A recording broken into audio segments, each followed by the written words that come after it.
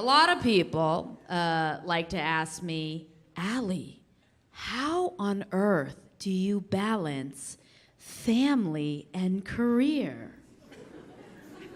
Men never get asked that question because they don't. This notion, the myth of balance, get over it. If you expect to be influential or economically secure, you're not going to have a lot of balance for a long period of time. So just have a sober conversation, and also have a sober conversation with your partner. How much money do we expect to have? Who's responsible for making it? What's your approach to spending? Where are we going to live? The number one source of divorce is not infidelity or lack of shared values. It's usually got something to do with money. And also 70% of divorce filings are filed by women who still, and we don't like to say this because we like to pretend women have no agency and that they're just doughy little foes, is the man loses a business, becomes broke, or has a mental breakdown.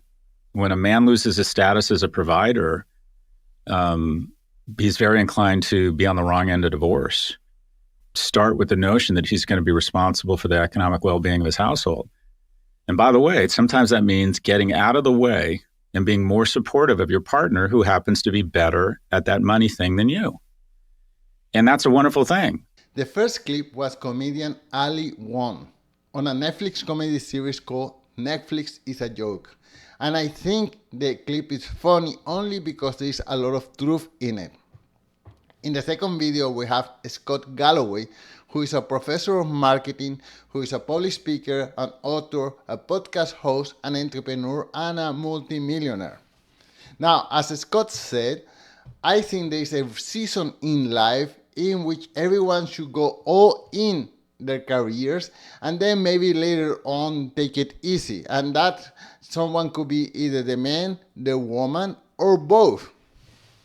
I remember at one time I was co-owner of a dance school, and my partner and I, we were putting in 12-hour days, 7 days a week, and we did that for many years. And we were compensated by the market because we worked so hard, but at the same time we were getting paid to compensate for our effort, and we managed to put together some savings during that season of our life.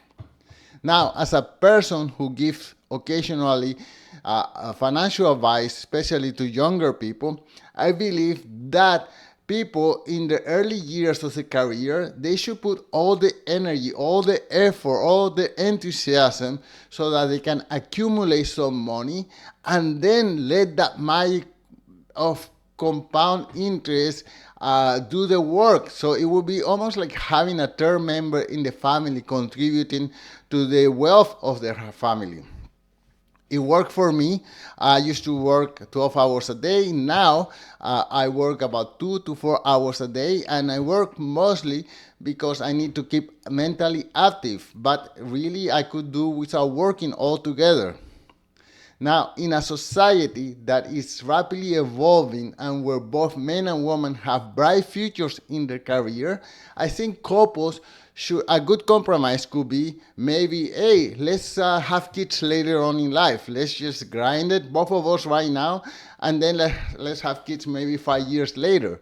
Or maybe they could decide, hey, how about if I do the grinding and you do the family, work, career, whatever, balancing act, and you stay home, you ask for flexible hours at work and you stay home with the kids.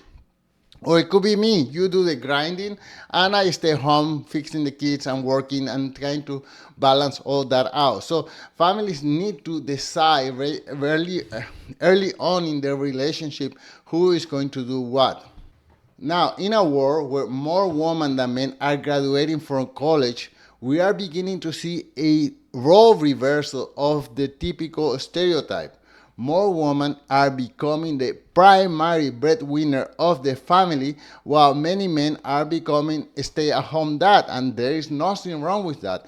And I'm going to share with you the stories of some successful CEO women who had the support of their husband, so they were able to go and go farther in their career while the husband became the stay-at-home dad. So one of them is Indra Nui, who is the former CEO of PepsiCo.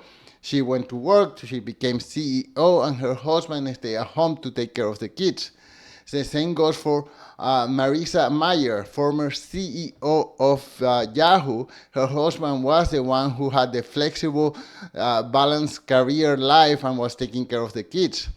The same goes for Mary Barra, who is the current CEO of General Motors. She is the one who has this big office while the husband takes care of their two children. And then we have Jenny Rometty, who was the former CEO of IBM. Her husband also took care of the kids. And finally, we have Ursula Burns, who was the former CEO of Xerox Corporation, and her husband used to be the primary caretaker of the kids. So now, I leave it up to you. What's your opinion? How should this work out? Should both partners work hard at the beginning and then later on have kids?